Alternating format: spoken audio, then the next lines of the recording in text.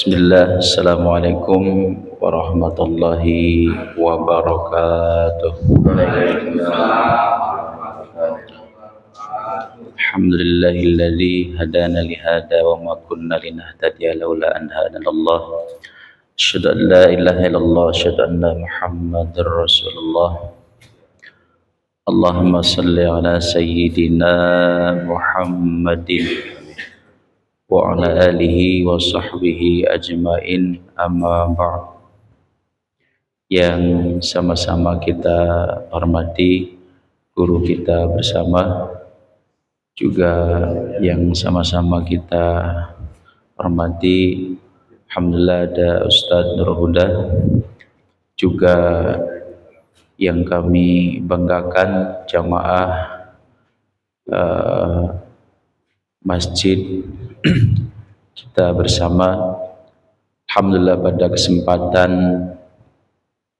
malam ini, malam Sabtu, seperti biasa kajian kitab Sulam Taufik, dan alhamdulillah pula setelah kita melaksanakan salah satu kewajiban kita, yaitu sholat maghrib, dan alhamdulillah pula juga sholat maghrib itu kita lakukan dengan berjamaah, dan mudah-mudahan apa yang Allah Subhanahu wa Ta'ala janjikan untuk mendapatkan ganjaran 27 derajat kita dapatkan.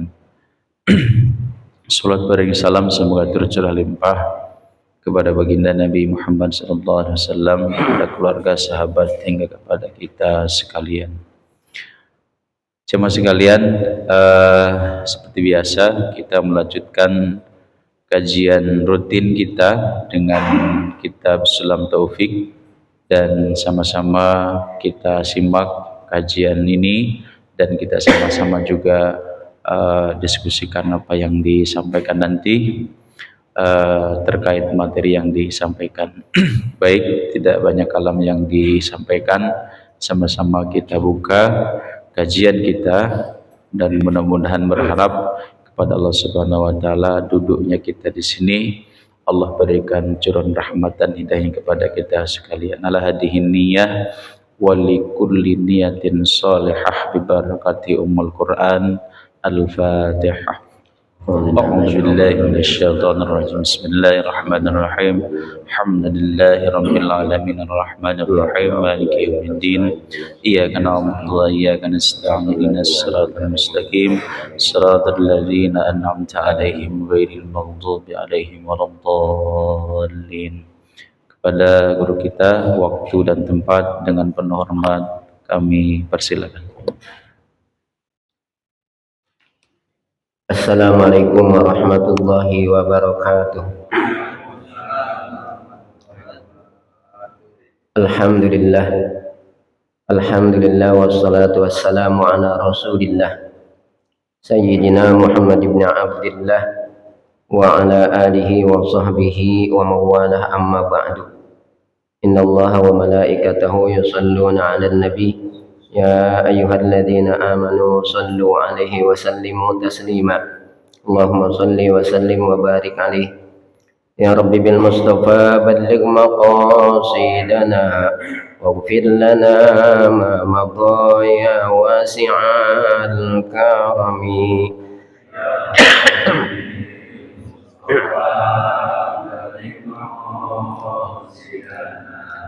Waghfir lana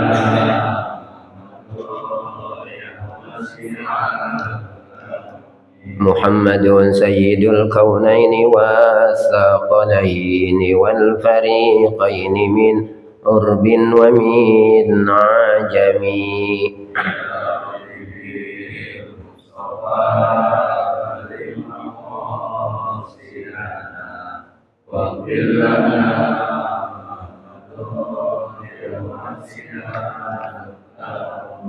مولاي صل وسلم دائما أبدا على حبيبك خير الخلق كلهم.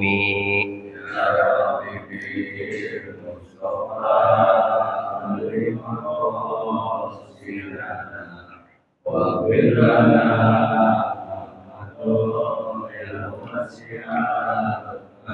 هو الحبيب الذي ترجى شفاعته لكل هول من الأهوال مقتحمي.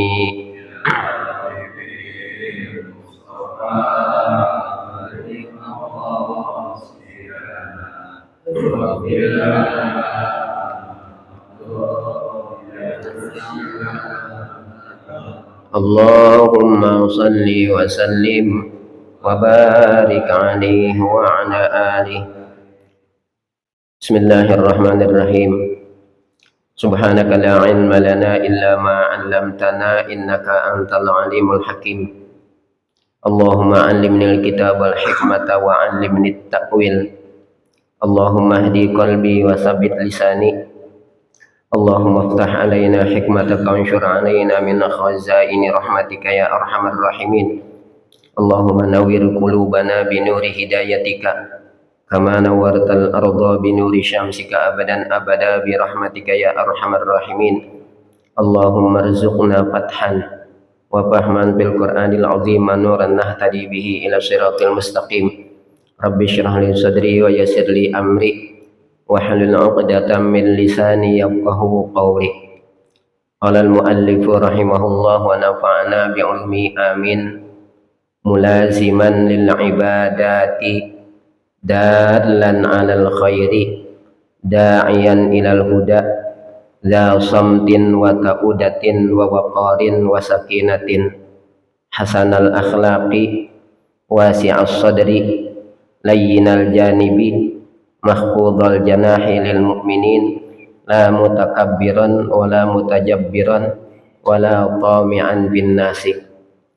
Di kitab saya halaman 61 masih melanjutkan kewajiban-kewajiban yang bangsa hati.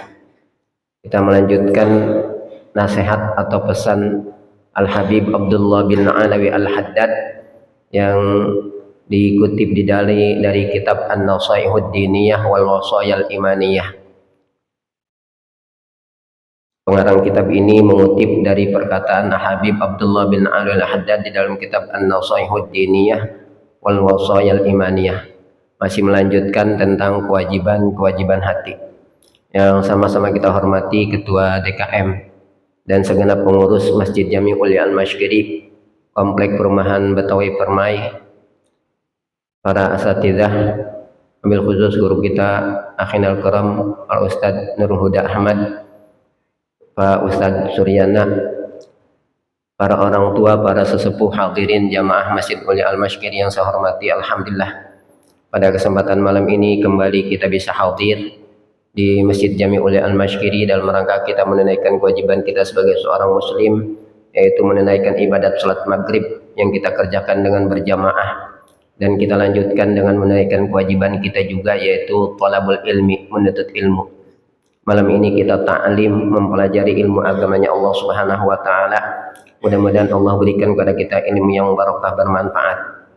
Allah mudahkan segala urusan kita, Allah lapangkan rezeki kita, Allah hindarkan kita dan keluarga kita daripada segala bala dan musibah yang sudah pada meninggal dunia, daripada orang-orang tua kita, keluarga kita, saudara-saudara kita.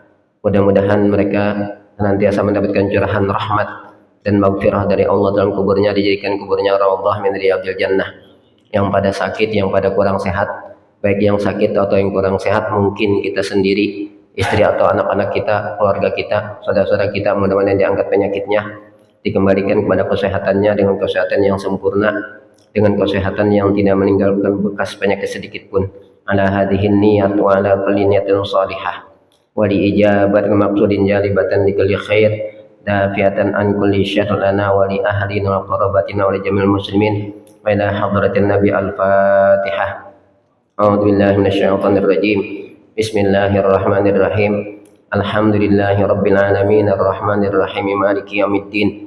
Iyyaka na'budu wa iyyaka nasta'in ihdinas siratal mustaqim siratal ladzina an'amta 'alaihim ghairil maghdubi 'alaihim waladdallin. Amin. Bismillahirrahmanirrahim. Qala al-muallifu rahimahullah wa nafa'ana bi 'ulumihi. Amin. Selanjutnya di antara nasihat Al-Habib Abdullah bin Alawi Al-Haddad yaitu mulaziman lil ibadati. Kita melazimkan diri, menetapi diri di atas beribadah kepada Allah Subhanahu wa taala. Ay mudawiman ala ta'atillah fal mudawamatu 'alaiha tusamma bil istiqamati. Kita hendaknya menetapi diri di atas beribadah kepada Allah Subhanahu wa taala. Artinya menetapi diri di atas ketaatan kepada Allah Subhanahu wa taala. Sebagaimana firman Allah Subhanahu wa taala, wa'bud rabbaka hatta ya'tiyakal yakin. Wa'bud rabbaka hatta ya'tiyakal yakin. Tetaplah kamu beribadah kepada Tuhanmu hatta ya'tiyakal yakinu, hingga datang kepadamu kematian. Nah, fal mudawamatu 'alaiha tusamma bil istiqamati. Mudawamah, menetapi diri di atas ketaatan kepada Allah, itu tusamma bil istiqamati, dinamai juga dengan istilah istiqamah. Dinamai juga dengan istilah istiqamah. Makanya para ulama mendefinisikan tentang istiqamah ini dengan luzumu ta'atillah. Para ulama mendefinisikan istiqamah itu dengan luzumu ta'atillah. Tetapnya seseorang berada pada ketaatan kepada Allah Subhanahu wa taala, sebagaimana perintah Allah tadi dalam Al-Qur'an, wa'bud rabbaka hatta ya'tiyakal yakin. Tetaplah kamu beribadah kepada Tuhanmu hatta ya'tiyakal yakin, hingga datang kepadamu kematian. Sedangkan ibadah itu sendiri secara makna lebih luasnya, secara makna luasnya ibadah itu adalah al-fi'lu bil ma'muri syar'an. Apa itu ibadah? Ibadah itu adalah al-fi'lu bil ma'muri syar'an. Melakukan apa-apa yang diperintahkan oleh syariat, itu namanya ibadah. Walaupun zahirnya yang kita lakukan itu amalan dunia, gitu. Walaupun zahirnya amalan dunia, tapi ketika dia niatnya dalam rangka melaksanakan apa yang diperintahkan oleh Allah, maka amaliyah dunyawiyah kita itu menjadi nilai ibadah. Seperti kita kerja tiap hari, itu amalan dunyawiyah secara zahirnya. Tapi ketika kita niatin kerja kita yang pertama untuk mencari rizki dengan jalan yang halal sebagaimana perintah Allah, itu yang pertama. Kedua, agar kita bisa menunaikan kewajiban kita sebagai kepala keluarga, yaitu menafkahi istri dan anak-anak kita. Ketiga, kita pengen sebagian dari apa yang kita dapat dari kerja kita bisa sedekahkan. Nah, semua yang kita lakukan tersebut itu sesuai dengan apa? Bil ma'muri syar'an namanya. Al-fi'lu bil ma'muri syar'an. Melakukan sesuatu yang sesuai dengan perintah syariat. Sekalipun zahirnya itu adalah amalan dunia, maka itu menjadi nilai apa? Ibadah bagi kita. Maka Rasulullah SAW bersabda, kam min amalin yatasawwaru bisurati a'malid dunya fayasiru min a'malil akhirati bihusnin niyah. Wa kam min amalin yatasawwaru bisurati a'malil akhirah fayasiru min a'malid dunya bisu'in niyah. Kata Rasulullah, berapa banyak dari suatu amalan, berapa banyak daripada amalan yang rupanya amalan dunia, fayasiru min a'malil akhirah, lalu jadi amalan duniawiyah tersebut menjadi amalan akhirat, amalan yang punya nilai pahala di akhirat. Itu namanya amalan ibadah. Bihusnin niyati, dengan sebab bagusnya niat. Wa kam min amalin yatasawwar bi surati a'malil akhirati fayasiru min a'malid dunya bisu'in niyah. Dan berapa banyak amalan yang rupanya amalan akhirat tapi fayasiru min a'malid dunya, lalu jadi amalan dunia. Di akhirat enggak ada nilai pahala sama sekali, kosong. Padahal amalan yang dia kerjakan rupanya amalan akhirat. Tapi fayasiru min a'malid dunya, tapi amal tersebut kemudian jadi amalan dunia, nggak ada nilainya sama sekali di akhirat. Bisu'in niyah, dengan sebab buruknya niat. Itu begitu. Kalau dalam istilah Rasulullah, "Faman kanat hijratuhu lidunya yusibuha aw imra'atin yankihuha fa hijratuhu ila ma hajara ilaihi." Siapa orang yang hijrahnya niat dunia yang ingin dia peroleh, aw imra'atin yankihuha, atau karena wanita yang ingin dia nikahi, fa hijratuhu ila ma hajara ilaihi, maka hijrahnya itu cuma sampai kepada apa yang dia niatin daripada hijrahnya itu. Padahal hijrah itu adalah ibadah yang besar, ya, ibadah yang amat besar nilainya. Kenapa? Karena itu perintah Allah yang berat, itu hijrah itu bukan hal yang ringan. Hijrah satu, jarak antara kota Makkah dengan Madinah itu berapa ratus kilometer itu, ya. Itu kalau orang haji atau umroh, itu mikotnya dari arah Madinah kan Zulhulaifah, kalau sekarang dikenal dengan Abyar Ali, kita sering nyebutnya Bir Ali, dulu namanya Zulhulaifah, sekarang dikenal dengan Bir Ali. Kalau di tulisan Arabnya Abyar Ali. Itu adalah mikot yang paling jauh ke kota Madinah dibandingkan mikot-mikot yang lain. Perjalanan dulu orang tidak semua punya kendaraan binatang tunggangan seperti onta, ya. Belum medannya luar biasa.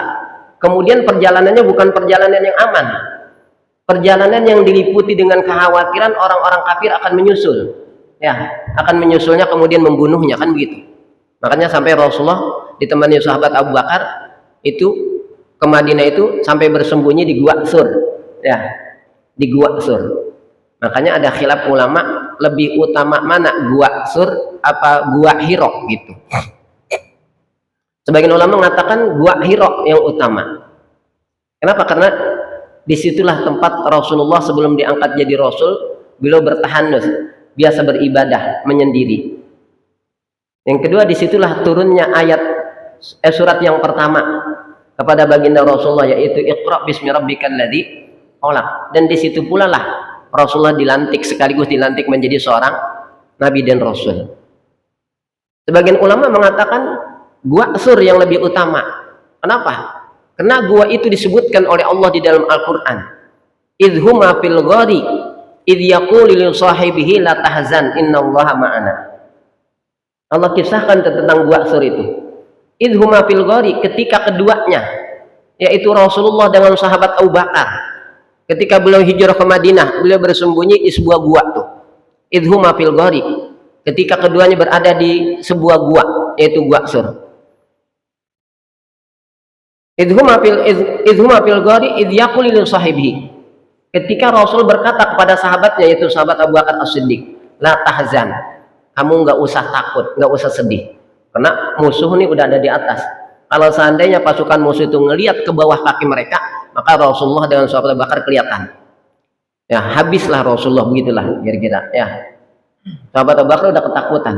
Yang dia takuti, yang beliau takuti bukan nyawa, keselamatan nyawanya, tapi keselamatan Rasulullah Shallallahu Alaihi Wasallam. Tuh gua itu disebutin oleh Allah di dalam Al-Quran, idhuma fil ghari idh yaqulu li sahibihi la tahzan innallaha ma'ana. Maka kata sebagian ulama, Gua Sur lebih utama daripada Gua Hiro itu, ya. Masing-masing punya dalil tentunya, ya. Nah, itu ibadah yang sangat tinggi nilainya hijrah, tapi karena salah niat cuman bisa jadi amalan dunia. Nggak ada nilainya sama sekali di akhirat karena salah niat. Nah, maka tadi definisi ibadah oleh para ulama secara lebih luas, definisi ibadah itu adalah al-fi'lu bil ma'muri syar'an. Melakukan sesuatu yang sesuai dengan perintah syariat gitu. Walaupun bentuknya amalan duniawiyah. Seperti tadi kita kerja setiap hari. Kita niatnya satu, untuk mencari rizki dengan jalan yang halal sebagaimana perintah Allah. Kedua, supaya kita bisa menunaikan kewajiban kita sebagai kepala keluarga, yaitu memberikan nafkah kepada anak dan istri kita. Ketiga, kita pengen dari sebagian hasil kerja kita bisa apa? Sedekahkan. Nah, maka itu bernilai ibadah. Apalagi yang jelas-jelas amalannya amalan ibadah seperti sholatnya, puasanya, baca Qur'annya, zikirnya, hadir di majlis taklimnya, dan seterusnya lah. Nah, itu namanya istiqomah. Al mudawamatu 'alaiha tusamma bil istiqomati. Maka menetapi diri di atas perbuatan taat itu tusamma bil istiqomati, dinamakan dengan istiqomah. Berat ini istiqomah, ini berat Pak. Ngaji istiqomah berat gak? Istiqomah pada ngaji berat. Istiqomah pada sholat jamaah berat gak? Berat. Pokoknya berat sekali istiqomah itu. Nah. Dalan alal khairi, selanjutnya kita hendaknya menjadi orang yang mau menunjukkan orang lain kepada kebaikan. Dalan alal khairi, menjadi orang yang menunjukkan orang lain kepada kebaikan. Kenapa ini penting Pak? Karena ini salah satu nilai tambah bagi kita dari ibadah kita sendiri, dari amal ibadah kita sendiri. Kita punya nilai tambah dengan kita Pak, mau menunjukkan orang kepada kebaikan. Kenapa? Karena kata Rasulullah, man dalla ala khairin falahu mislu ajri fa'ilihi. Siapa orang yang menunjukkan seseorang kepada kebaikan, man dalla ala khairin, siapa orang yang menunjukkan kepada suatu kebaikan, apapun kebaikannya itu, pakai isim nakirah, ala khairin, kebaikan apapun itu, maka falahu mislu ajri fa'ilihi, maka baginya, bagi orang yang menunjukkan kepada kebaikan itu, dia dapetin pahala seperti orang yang mengerjakannya. Coba kalau banyak orang lantas dia melakukan kebaikan atas petunjuk kita, betapa banyaknya tuh nilai tambah kebaikan yang kita dapatkan tuh, diberikan oleh Allah Subhanahu wa ta'ala. Tuh. Yang selanjutnya, da'iyan ilal huda. Kita hendaknya menjadi orang yang da'iyan ilal huda, menjadi orang yang menyeru kepada jalan hidayah, menyeru orang kepada jalan yang lurus. Kalau kita melakukan ini Pak, yang pertama kita akan mewarisi tugas Nabi namanya. Kita menjadi orang yang mewarisi tugas Nabi. Kenapa? Karena di antara tugas Nabi adalah apa? Inna arsalnaka syahidan wa mubasyiran wa nadhira wa da'iyan ilallahi biidnihi wa sirajan munira. Ya ayyuhan nabiyyu inna arsalnaka syahidan, wahai nabi, sesungguhnya kami mengutus engkau yang pertama syahidan, sebagai saksi, wa mubasyiran, dan sebagai pemberi kabar gembira, wa nadhiran, dan sebagai pemberi peringatan, wa da'iyan ilallah, dan sebagai penyeru kepada manusia ke jalan Allah. Maka ketika kita menjadi seorang dai, menjadi seorang dai nggak mesti ustadz Pak, ya nggak mesti ustadz. Saya bukan ustadz Pak Ustadz, saya bukan ustadz, nggak bisa mengajak orang. Dai kan dakwah, mengajak artinya, ya mengajak. Masa tiba ngajak nggak bisa kan begitu ya? Oh, yang belum mau sholat kita ajak supaya mau sholat, yang belum mau jamaah kita ajak supaya mau berjamaah, yang belum mau ngaji kita ajak supaya mau ngaji. Tuh seperti itu. Yang tadinya selalu berbuat maksiat kita ajak untuk meninggalkan perbuatan maksiat. Nah, orang yang melakukan ini sebagai dai, satu, dia berarti telah mewarisi tugas Nabi. Inna arsalnaka syahidan wa mubasyiran wa nadhira wa da'iyan ilallah. Di antara tugas Nabi adalah da'iyan ilallah, sebagai dai, penyeru kepada manusia ke jalan Allah Subhanahu wa ta'ala. Yang kedua, kalau kita menjadi seorang dai, kita berarti telah menunaikan fardu kifayah. Telah menunaikan fardu kifayah. Allah Ta'ala berfirman, wal takum minkum ummatun yad'una ilal khair wa ya'muruna bil ma'ruf wa yanhauna 'anil munkar. Wal takum minkum, dan hendaklah ada minkum, di antara kamu sekalian. Tuh, hendaklah ada di antara kamu sekalian ummatun yad'una ilal khair, segolongan orang yang mau mengajak manusia kepada kebaikan. Nah, berarti kalau kita menjadi seorang penyeru kepada kebaikan, kita masuk kepada apa tadi? Sekelompok orang tuh. Ya, wal takum minkum ummatun. Kita termasuk ke dalam kelompok umat tersebut. kita telah menunaikan fardu kifayah. Yang ketiga, Allah Subhanahu wa taala menerangkan kepada kita cara kita berdakwah, ngajak orang. Bagaimana cara kita berdakwah atau mengajak orang? Allah Ta'ala berfirman kepada Nabi kita, ud'u ila sabili rabbika bil hikmati wal mau'izatil hasanah wajadilhum billati hiya ahsan. Ud'u ila sabili rabbik, ajak manusia, seru manusia ke jalan Tuhanmu, bil hikmati, dengan hikmah, dengan penuh kelembutan, wal mau'izatil hasanah, dan dengan nasihat yang baik, wajadilhum billati hiya ahsan, dan bantah mereka dengan yang lebih baik bantahannya, supaya mereka sadar tuh, terima tuh. Nah, itu pentingnya kita sebagai apa? Da'iyan. Dha samtin. Selanjutnya kita hendaknya menjadi orang yang lebih banyak diam ketimbang banyak ngomong. Dha samtin, banyak diam. Jadi kalau kita mau ngomong, kita timbang-timbang dulu, pikirin dulu omongan kita. Kira-kira bermanfaat apa enggak omongan saya gitu. Kira-kira punya nilai pahala enggak omongan saya, ataukah justru akan menyebabkan dosa. Seorang mukmin sejatinya seperti itu. Man kana yu'minu billahi wal yaumil akhir falyaqul khairan au liyasmut. Kan gitu kata Rasulullah. Man kana yu'minu billahi wal yaumil akhir. Siapa orang yang beriman kepada Allah dan hari akhir, falyaqul khairan, maka hendaklah dia berkata yang baik, au liyasmut, atau dia diam. Kalau berkata yang baik. Daripada berkata yang tidak baik, lebih baik apa? Diam. Man somata naja. Siapa orang yang diam, naja, dia akan selamat. Dia tidak akan mengatakan kecuali yang berguna, yang bermanfaat. Karena itu di antara barometer bagusnya Islam seseorang, min husni islamil mar'i tarkuhu ma la ya'nihi. Di antara tanda bagusnya Islam seseorang adalah meninggalkan apa-apa yang tidak penting baginya, tidak berguna baginya. Dia hanya melakukan apa-apa yang penting, apa-apa yang berguna. Yang tidak berguna dia tinggalkan, baik berupa ucapan maupun berupa perbuatan. Atau dalam istilah yang lain yaitu lagwun, perbuatan yang lagwun.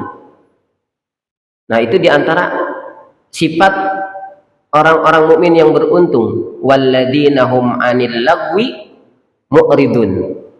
Qad aflahal mu'minun alladzina hum fi shalatihim khashi'un walladzina hum 'anil lagwi mu'ridun. Sungguh beruntung orang-orang yang beriman. Orang yang beriman yang bagaimana atau yang akan beruntung itu? Yang pertama, alladzina hum fi shalatihim khashi'un, yaitu orang-orang yang khusyuk di dalam salatnya. Yang kedua, walladzina hum 'anil lagwi mu'ridun, dan orang-orang yang mereka meninggalkan apa-apa yang lagwun. Apa lagwun? Lagwun didefinisikan oleh para ulama dengan ma la faidata fil qauli awil fi'li. Itu lagwun. Ma la faidata fil qauli awil fi'li. Sesuatu yang tidak ada faedahnya, tidak ada gunanya, baik berupa ucapan maupun berupa perbuatan. Dia hanya mau melakukan hal-hal yang berfaedah saja, yang berguna saja, baik itu ucapan maupun perbuatan.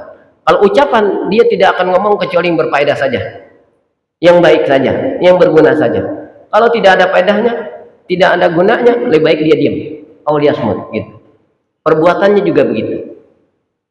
Nah, itu zal samtin. Wa ta'udatin, selanjutnya dia hendaknya menjadi orang yang ta'udah. Orang yang bahasa kita enggak tergesa-gesa.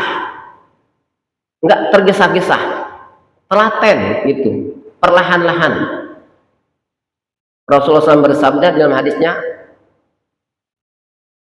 at-ta'anni minallah wal ajalatu minasyaitan. At-ta'anni minallah, perlahan-lahan, telaten, itu minallah, dari Allah. Wal ajalatu minasyaitan, dan tergesa-gesa minasyaitan itu termasuk daripada apa? Daripada anjuran setan. Tapi memang manusia itu diciptakan secara wataknya begitu. Selalu pengen terburu-buru apa juga? Ya, pengen terburu-buru, tergesa-gesa. Allah Ta'ala berfirman dalam Al-Quran, khuliqal insanu min ajal. Khuliqal insanu min ajal. Diciptakan manusia itu min ajal. Punya sifat tergesa-gesa. Kadang-kadang kita nggak sabaran banget tuh. Ya, nggak sabaran banget. Pengen apa-apa tergesa-gesa. Apapun yang dilakukan dengan tergesa-gesa, itu tidak akan bagus hasilnya. Bahkan kadang-kadang kita menyesal karena ada kesalahan akhirnya gara-gara ketergesahan kita.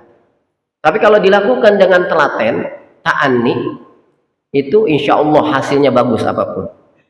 Itulah kenapa Allah Subhanahu wa Ta'ala menciptakan langit dan bumi fi sittati ayyam, dalam masa 6 hari. Padahal kalau Allah mau menciptakan sekaligus bisa nggak? Mampu nggak? Mampu. Kenapa? Innama amruhu idza arada syai'an ayyaqula lahu kun fayakun. Sesungguhnya urusan Allah, innama amruhu idza arada syai'an, apabila Allah Ta'ala menghendaki sesuatu, ayyaqula lahu kun fayakun. Allah tinggal bilang kun, jadi. Kalau Allah sudah bilang kun, maka fayakunu, maka pasti jadi. Bilangnya bukan kun fayakun, Pak Allah. Bilangnya bukan kun fayakun, tinggal bilang kun, jadi. Kalau sudah Allah bilang kun, jadi, fayakunu, maka pasti jadi, begitu. Tapi kok Allah Ta'ala menciptakan langit dan bumi sampai 6 hari? Fi sittati ayyam, sampai 6 hari. Emang Allah nggak mampu? Juga menciptakan manusia, ada tahapannya, Pak. Golibnya 9 bulan. Emang Allah nggak mampu menciptakan manusia sekaligus nih kayak kita? Langsung kayak gini, mampu nggak? Mampu. Buktinya Nabi Adam, Allah ciptakan khalaqahu min turabin summa qala lahu kun fayakun. Khalaqahu min turabin, Allah ciptakan Nabi Adam dari tanah, summa qala lahu kun. Kemudian Allah Ta'ala berfirman kepadanya, kun, jadilah Adam. Fayakunu, maka jadi Adam dengan seketika. Ya. Tapi kalau kita, Allah ciptakan kita, anak cucu Adam itu, Allah Ta'ala berfirman, wa qad khalaqakum atwara. Wa qad khalaqakum atwara, dan sungguh Allah Ta'ala telah menciptakan kamu sekalian atwara. Ada tahapan-tahapan penciptaan. Di dalam kandungan aja ada berapa tahapan, Pak? Rasulullah jelaskan tuh, ya. Di dalam hadisnya tuh yang diriwayatkan oleh Imam Al-Bukhari itu, inna ahadakum yujma'u khalquhu fi batni ummihi arba'ina yawman nutfatan thumma yakunu 'alaqatan misla dzalik thumma yakunu mudghatan misla dzalik. Sesungguhnya salah seorang dari kamu dihimpunkan penciptaannya di dalam perut ibunya 40 hari masih berupa air mani yang bercampur air mani laki-laki dengan air mani perempuan, air mani suami dengan air mani istri. 40 hari masih berupa air mani. Summa yakunu 'alaqatan misla dzalik, kemudian jadi segumpal darah, seperti itu juga 40 hari juga. Summa yakunu mudghatan misla dzalik. Kemudian setelah 40 hari kemudian jadi seiris daging. Ya, seiris daging. Nah, fayursalu ilaihil malaku. 40 kali 3 berapa, Pak? 40 kali 3 120. 120 hari kalau dijadikan bulan berapa bulan? 120 hari kalau dijadikan bulan 4 bulan. Nah, di usia kandungan 4 bulan itulah fayursalu ilaihil malaku, diutuslah malaikat. Fayanfukhu fihi ruha, lalu dia tiupkan ruh ke dalam rahim seorang ibu yang usia kandungannya 4 bulan. Fayu'maru bikat bi arba'ati asya', lalu diperintahkan kepada malaikat itu untuk mencatat 4 perkara. Bikat bi rizkihi wa ajalihi wa amalihi wa syaqiyun am sa'idun. Maka kalau saya itu lebih condong 4 bulanan, ya, ketimbang 7 bulanan. Lebih condong 4 bulanan. Kenapa? Karena di 4 bulan itulah yang dalam perkembangan janin dalam kandungan ibu itu, di situ masa yang betul-betul sangat penting itu.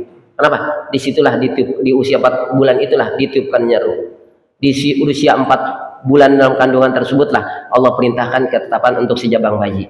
Di situ kita berdoa tuh agar segala ketetapan Allah bagi si jabang bayi itu adalah ketetapan yang baik semuanya, gitu kan ya.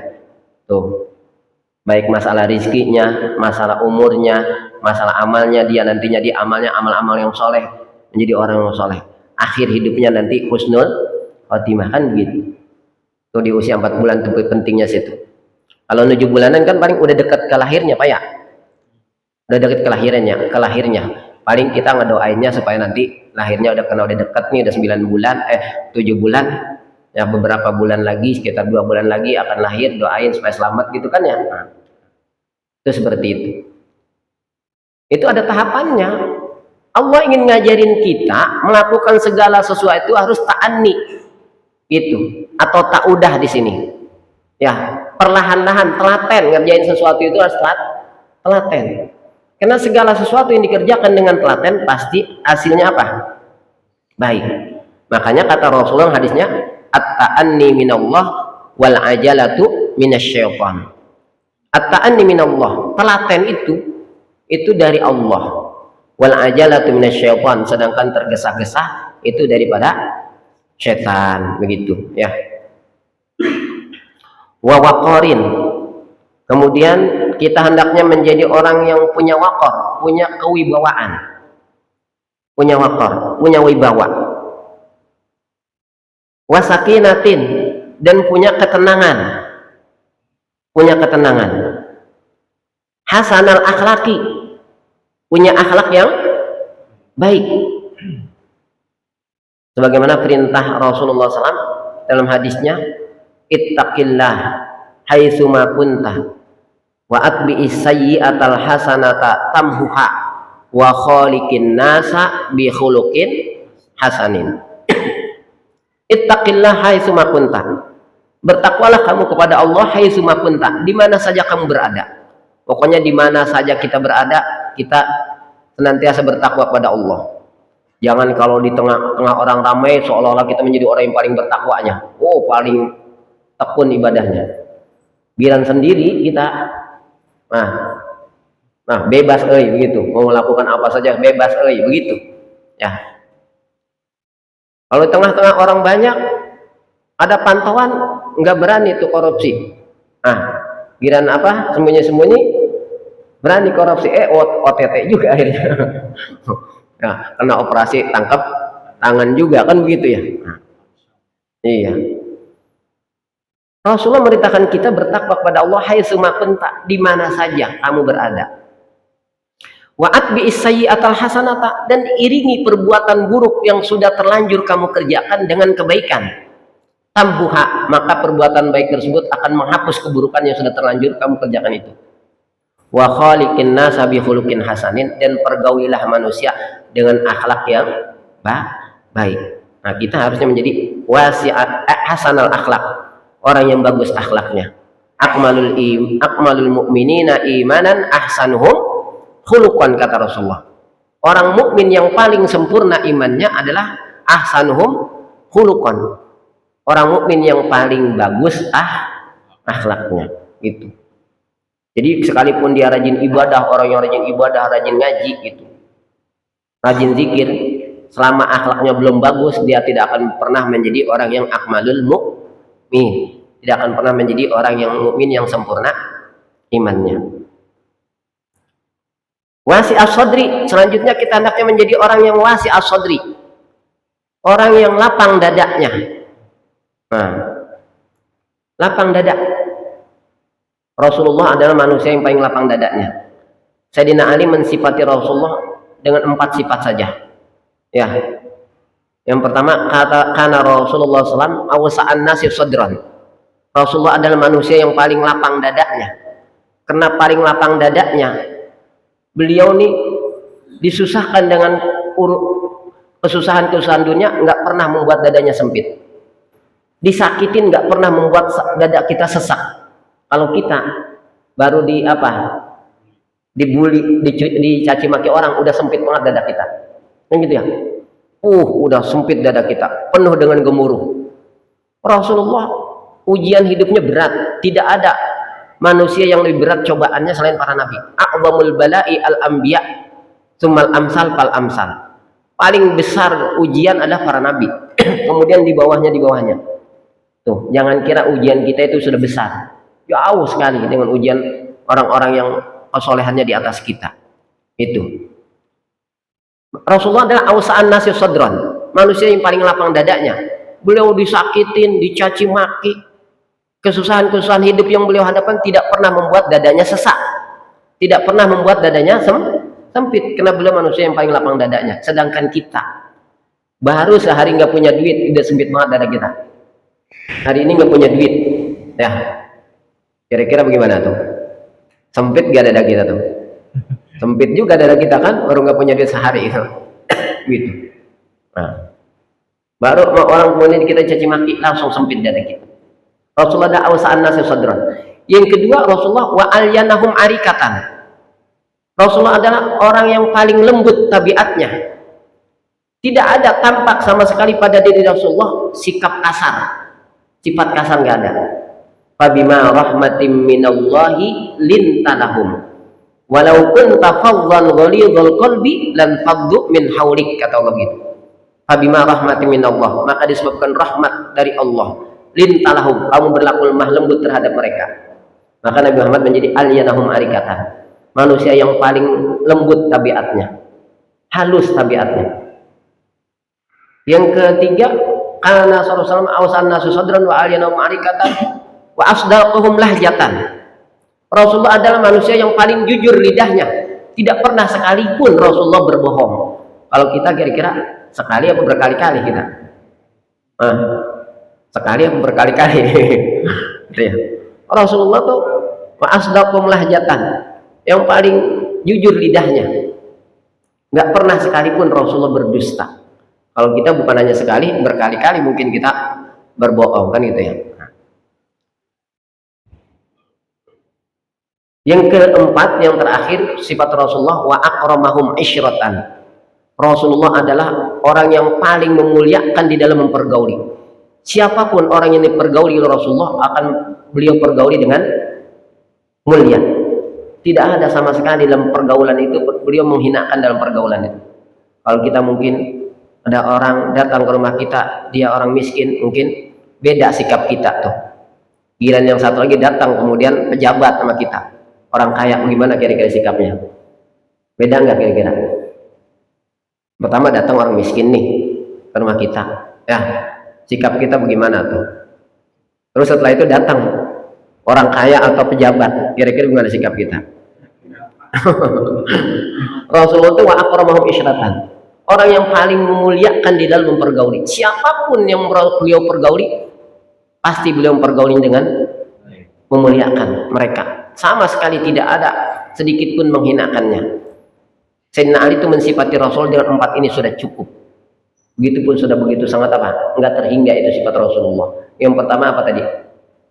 Awsa'an nasi sadran. Rasulullah adalah manusia yang paling lapang dadanya.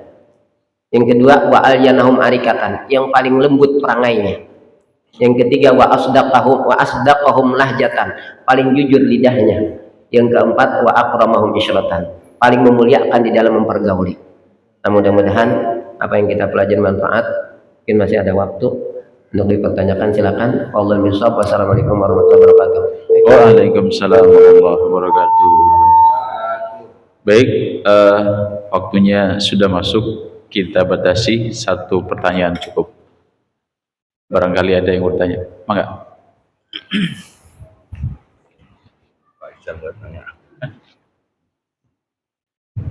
Assalamualaikum warahmatullahi wabarakatuh. Ini saya tanyakan konteksnya masalah ziarah. Di hadis disunahkan bahwa laki-laki itu disunahkan untuk ziarah kubur. Bagaimana dengan seorang perempuan? Dia ziarah ke makam suaminya karena dia sudah meninggal. Ada yang bilang jangan sering-sering ziarah kubur. Kemudian kedua, hukumnya haram bagi perempuan pergi lebih dari 3 hari tidak ditemani oleh murimnya. Nah, ini berkaitan dengan dia juga sudah ditinggal suaminya bagaimana dengan hadis ini. Terima kasih. Assalamualaikum warahmatullahi wabarakatuh. Waalaikumsalam warahmatullahi wabarakatuh. Ya, jadi hukum ziarah perempuan tuh ini sebagian ulama mengatakan tidak sampai haram sih, kecuali emang ada hal-hal yang menimbulkan fitnah. Ya, cuma makruh saja, kecuali kata para ulama dalam kitab, kecuali ziarah ke makam Rasulullah.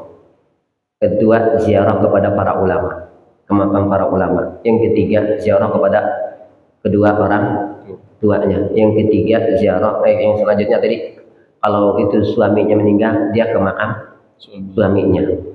Tentunya karena dia keluar rumah tuh untuk ziarah, dia harus betul-betul bisa apa?